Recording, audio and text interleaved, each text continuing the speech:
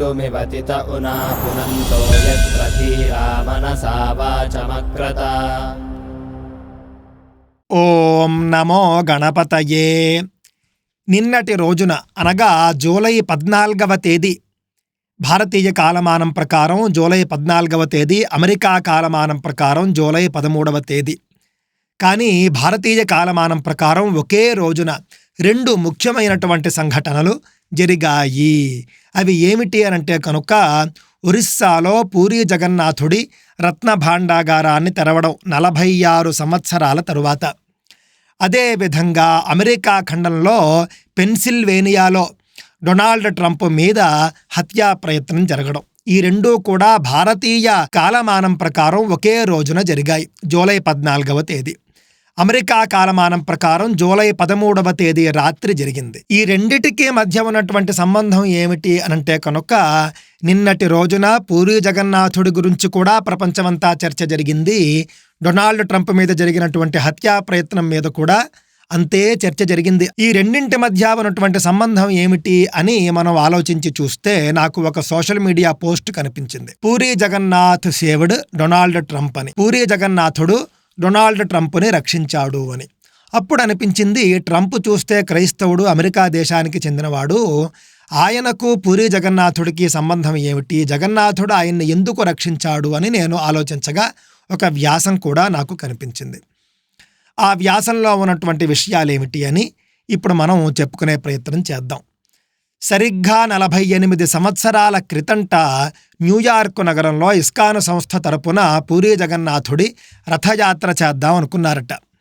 ఆ సందర్భంలో వాళ్ళు రథాలు తయారు చేసుకోవడానికి ఒక స్థలము, అదేవిధంగా రథయాత్రకు అనుమతి, ఈ రెండింటి విషయాల్లో కూడా వాళ్ళు చాలా కష్టపడుతూ ఉన్నారట. అనుమతులు అంత సులువుగా దొరకటం లేదుట. ముందుగా రథాలు తయారు చేసుకోవాలి. రథాలు తయారయ్యిన తరువాత రథయాత్రకు అనుమతి తీసుకోవచ్చు. రథాలు తయారు చేసుకోవడానికి సరైనటువంటి ప్రదేశం గురించి వాళ్ళు వెతుకుతూ ఉన్నారట. చాలా పెద్ద ఖాళీ స్థలాలు వాళ్లకు అవసరం పడ్డాయి. ఖాళీ స్థలాల యజమానుల వద్దకు వెళ్ళి ఈ విధంగా మాకు జగన్నాథుడి రథోత్సవానికి రథాలు తయారు చేసుకోవడానికి అనుమతులు ఇవ్వండి అని అర్జీలు పెట్టుకుంటూ ఉన్నారట.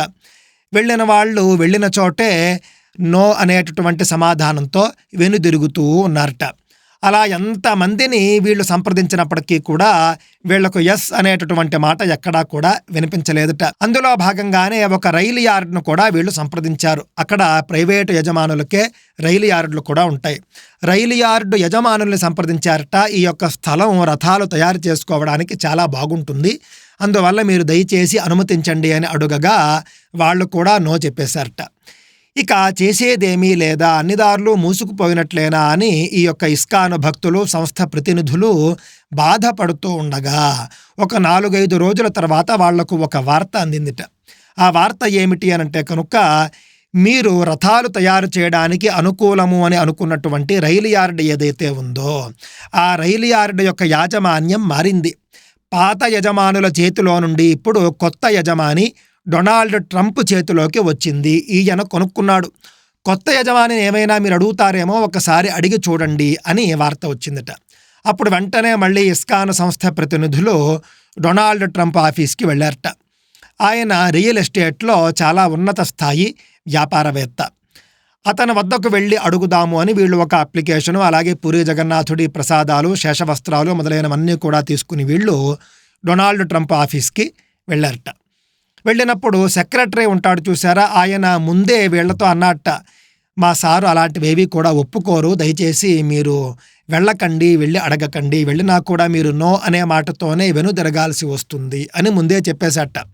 అయినప్పటికీ కూడా మా ప్రయత్నం మేము చేస్తాము అని ప్రసాదము అవన్నీ కూడా తీసుకుని, లెటరు అవి తీసుకుని వీళ్ళు ట్రంప్ ఆఫీసు లోపలికి వెళ్ళారట.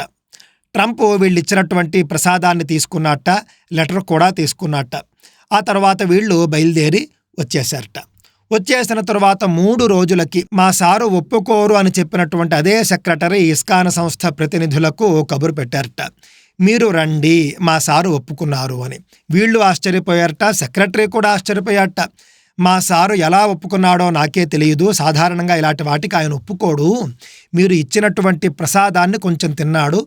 తిన్న వెంటనే ఆయన సంతకం చేసేశారు అని ఆ యొక్క సెక్రటరీ చెప్పడం జరిగిందిట. అంతేకాదు ఆ యొక్క రైలు యార్డ్ ఏదైతే ఉందో అది రథాలు తయారు చేసుకోవడానికి ఉపయోగించుకోవడానికి ఆయన ఉచితంగానే ఇచ్చేట. ఏమాత్రము కూడా డబ్బులు తీసుకోలేదుట. ఆ విధంగా జగన్నాథుడి యొక్క రథాలు తయారు చేసుకోవడానికి తన స్థలాన్ని ఉచితంగా ఇచ్చినటువంటి డొనాల్డ్ ట్రంప్ని జగన్నాథుడు ప్రాణాపాయం నుండి కాపాడా అంటే అవును అనే నాకు కూడా అనిపిస్తోంది.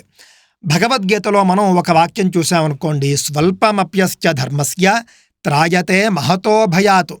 నువ్వు చేసేటటువంటి ధర్మం చిన్నదైనప్పటికీ కూడా నిన్ను మహాభయాల నుండి రక్షిస్తుంది అని అర్థం. ఇది చిన్నదే కదా, ఇది చేస్తే ఏంటిలే, చేయకపోతే ఏంటిలే అని మనం అనుకోకూడదు. ఆ యొక్క ఉపకారం చిన్నదైనా పెద్దదైనా కూడా మనకు ఫలం మాత్రం పెద్దగానే వస్తుంది. పెద్ద ఉపకారం అయితే మరింత పెద్ద ఫలం వస్తుంది. దీన్ని దృష్టిలో పెట్టుకోవాలి. ఆ విధంగా ట్రంప్ గారు చేసినటువంటిది ఆయన స్థాయిలో అది చిన్న సహాయమే కావచ్చు. అయినప్పటికీ కూడా త్రాయతే మహతో భయాత్ అన్నట్లుగా మహాభయం నుండి రక్షించింది అని నాకు అనిపిస్తూ ఉన్నది. అంతేకాదు ఆ తరువాత రథయాత్ర చేసుకోవడానికి పోలీసులు అనుమతి ఇవ్వాలి. ఆ అనుమతి కూడా వస్తుందా రాదా అనుకుంటూ ఉండగా మొదట్లో అనుమతి ఇచ్చి మళ్ళీ తరువాత దాన్ని రద్దు చేశారట. ఎందుకు అనంటే మేయర్ గారికి సంబంధించినటువంటి ఒక ఆజ్ఞ ఉన్నది, దాన్ని మేము గమనించలేదు అని చెప్పేసి మళ్ళీ రద్దు చేశారట. రద్దు చేసేసిన తరువాత మళ్ళీ ఇస్కాన్ సంస్థ ప్రతినిధులు ఏమిటి ఇలా అయింది అని మళ్ళీ జగన్నాథుడిని స్మరించుకుంటూ భారమంతా ఆయన మీదే వేసి ఉన్నత పోలీసు అధికారి వద్దకు వెళ్ళారట. పోలీసు శాఖలో ఉన్నటువంటి ఉన్నతాధికారి వద్దకు వెళ్ళి ఇదే విధంగా ప్రసాదం కూడా ఆయనకు సమర్పించి విషయాన్ని తెలియజేశారట. అప్పుడు ఏమిటి ఎందుకు అని అడగకుండా కాస్త ప్రసాదాన్ని తిన్నటువంటి ఆ యొక్క పోలీసు అధికారి వెంటనే ఆ యొక్క పత్రం మీద సంతకం చేసేశారట. ఆ విధంగా రథయాత్ర అంగరంగ వైభవంగా న్యూయార్క్ నగరంలో మొట్టమొదటిసారి ప్రారంభమైంది. అమెరికా ఖండంలో జరిగినటువంటి మొట్టమొదటి రథయాత్ర అదే. దాని వెనుక ఇంత కథ ఉన్నది. దాని వెనుక డొనాల్డ్ ట్రంప్ గారు కూడా ఉన్నారు అని మనకు అర్థమవుతూ ఉన్నది. ఇక్కడ పూరీ క్షేత్రంలో రత్నభాండా గారు తెరుస్తూ ఉన్నారు. మొన్ననే పూరీ జగన్నాథ రథయాత్ర పూరీ క్షేత్రంలో కూడా జరిగింది. ప్రపంచమంతా కూడా జగన్నాథ రథయాత్ర గురించి చర్చించుకుంటూ ఉన్నది. రత్నభాండాగారం గురించి చర్చించుకుంటూ ఉన్నది. అదే సమయంలో అదే రోజున డొనాల్డ్ ట్రంప్ గారి మీద హత్యా ప్రయత్నం జరిగింది. త్రుటిలో ఆయన ప్రాణాపాయం నుండి బయటపడ్డారు. ఇవన్నీ కూడా ఒకదానికి ఒకటి ఏదో సంబంధం ఉన్నట్లుగా నాకు అనిపిస్తూ ఉన్నది. మనకు తెలియనటువంటి అనేక అలౌకిక అంశాలు చాలా ఉంటాయి.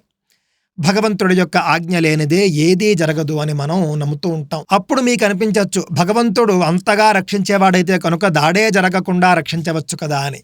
అలా కాదు. భగవంతుడు అనేవాడు ఎలా ఉంటాడు, మనకు ఫలితాన్ని ఎలా ఇస్తాడు అనంటే కనుక మనకు రాబోయేటటువంటి ఏదైనా ఒక ఉత్పాతం ఉందనుకోండి, మనకు రాబోయేటటువంటి ప్రమాదం ఏదైనా ఉంటే పెద్ద ప్రమాదాన్ని ఆయన చిన్నగా చేసి తప్పిస్తూ ఉంటాడు. కావున గొడ్డలి వేటు పడాల్సిన చోట గోటి పోటుతో తప్పిస్తాడు భగవంతుడు. ట్రంప్ గారి విషయంలో కూడా అదే జరిగి ఉంటుంది అని నేను భావిస్తూ ఉన్నాను. జగన్నాథుడి యొక్క అనుగ్రహంతో ట్రంప్ గారు మళ్ళీ అమెరికా అధ్యక్షుడు అవుతారేమో అని కూడా నేను భావిస్తూ ఉన్నాను. సర్వేలన్నీ కూడా మళ్ళీ ఆయనే అధ్యక్షుడు అవుతారు అని కూడా తెలియజేస్తూ ఉన్నాయి.